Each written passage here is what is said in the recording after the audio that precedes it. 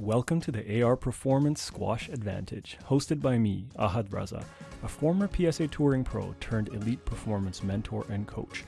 I break down tactics, technique, fitness, and mindset by analyzing players from the past and present, both men and women. I aspire to teach, empower, and guide transformation. Let's get started. What's up, everyone? The World Series finals are going on, and one match that I was truly really excited to watch happened a few days ago, but it was between Mohamed Shorbagy and Ali Farag. Now, these two have had some epic battles in the past, and I've truthfully, over the last few days, taken a lot of time to break down this match in totally unique ways. So what I'm doing is I'm creating a 3-part series. I'm going to release that throughout the week. Part 1 is what you're going to see today, which is all based on video highlights, and I'm going to show you the different combinations the players are playing by creating highlights myself from the match.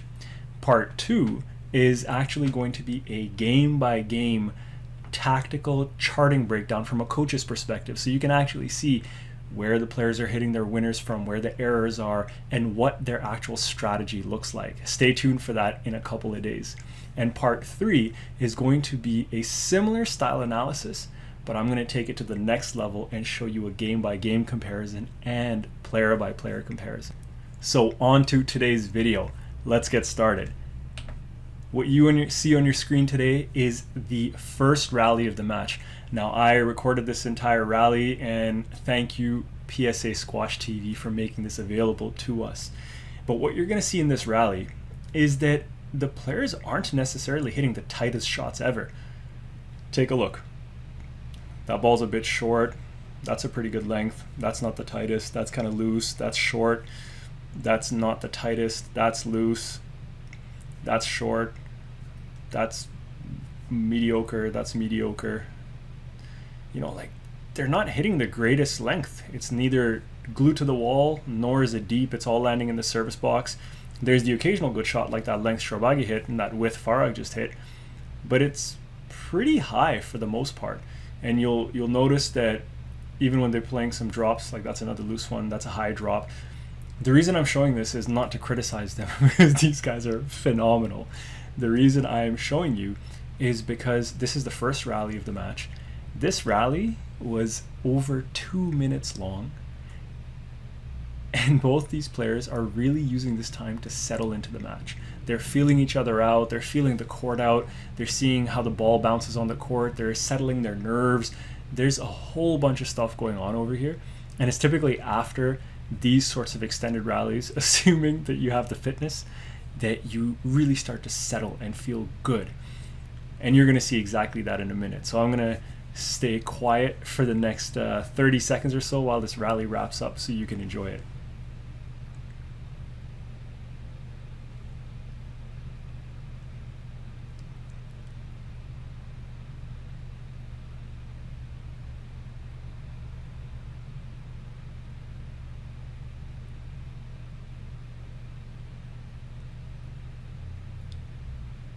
Couldn't do it. I couldn't stay quiet.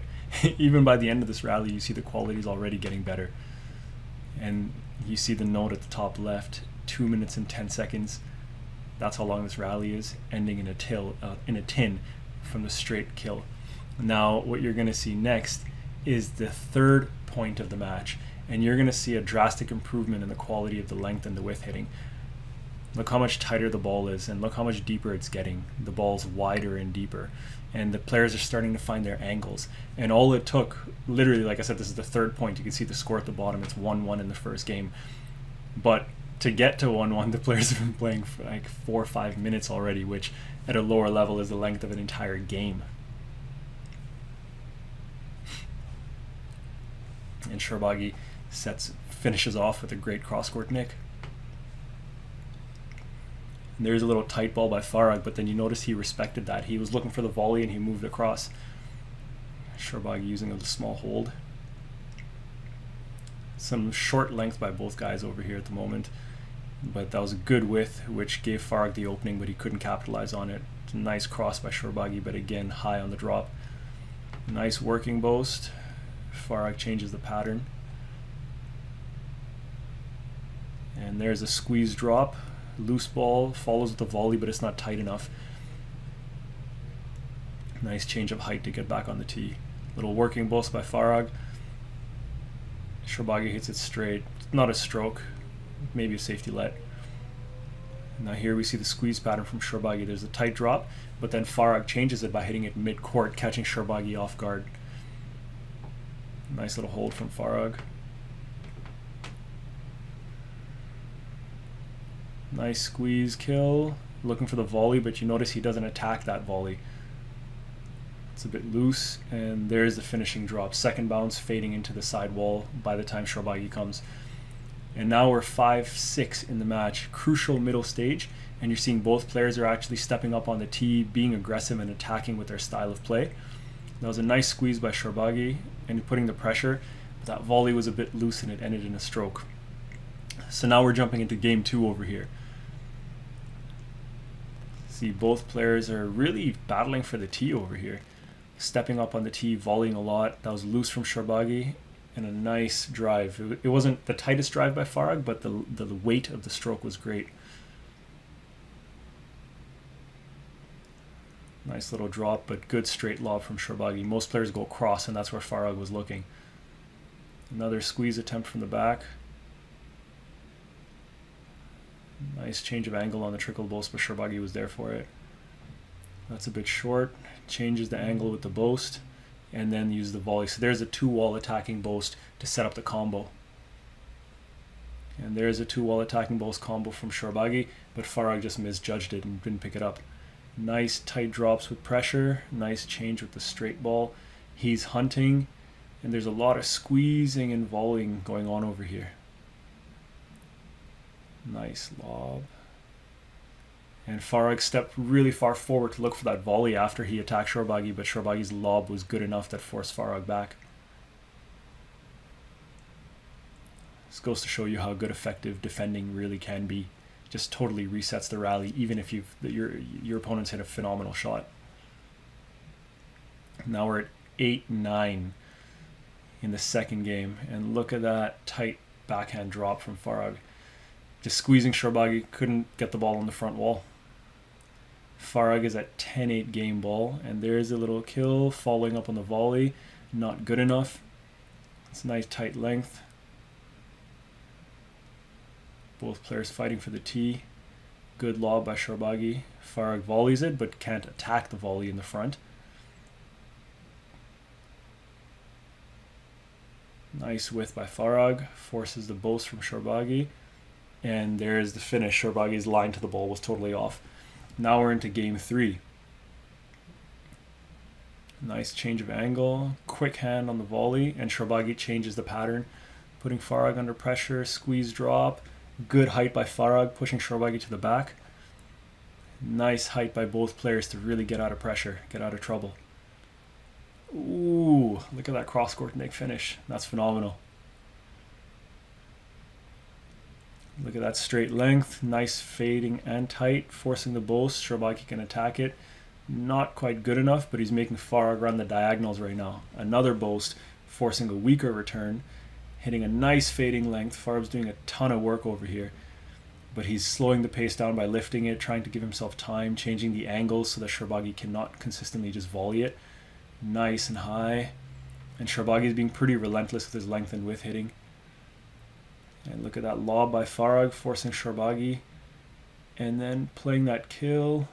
That's a nice combo. And then he puts the drop into the tin.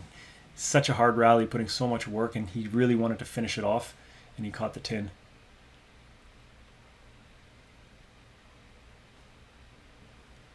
Nice width, but Shorbagy straightens it out. And there's a deep wide cross again, forcing a loose ball. Farag puts in the drop, forcing Shorbagy into the tin because he was trying to be perfect with that. Again, crucial stage of the match. Shorbagy's up 8-7. The wide cross leads to the boast. And then that's good defending by Farag over there. Nice width by Shorbagy again, but Farag moves his feet back, gives himself space, and hits the perfect length. Now it's 10-9 match ball for Farag. And remember, if Farag loses this match, which unfortunately he did, well, fortunate or unfortunate depending on who you're a fan of, he's out of the tournament. So there's a ton of pressure in Farag's mind, whether we want to believe it or not. And both players are really using that side wall.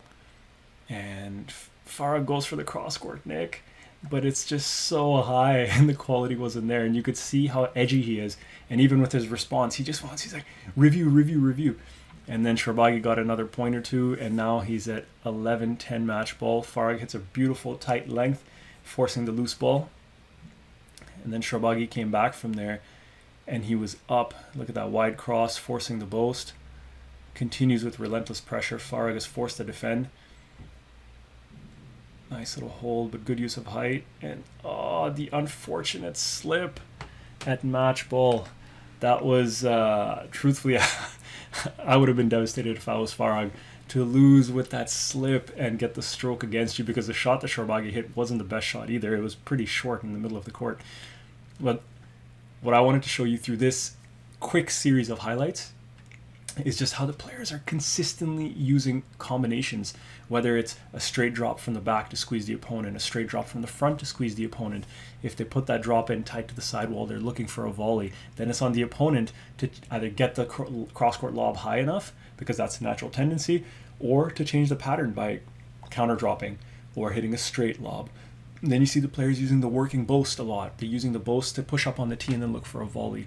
And then you see the players actually setting up a lot with nice, wide, deep cross courts that are forcing the boast from their opponent, and then they can do things in the front, whether it's a quick drop or a hold and a cross flick, or you don't even have to try to attack and finish the point right away. You can try to just send your opponent back into that same corner with pace and pressure.